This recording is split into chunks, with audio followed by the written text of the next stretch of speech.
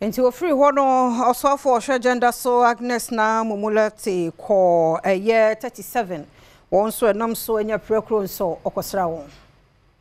There are many things that will come up after we have assessed them. There are still some in ICU.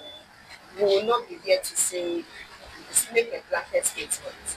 But like I said, for vulnerability, we don't offer the one size fits or solution.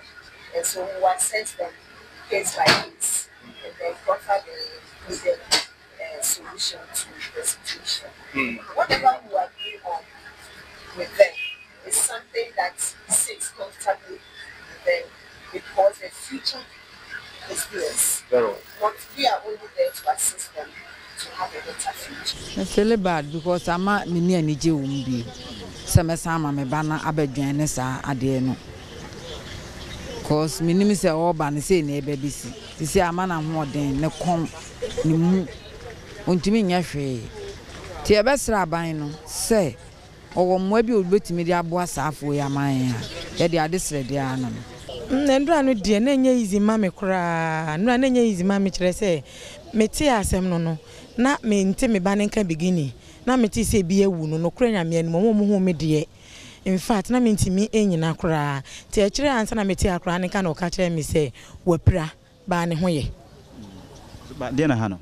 Sesi ano on de otimi di moja ne ba fie ndra.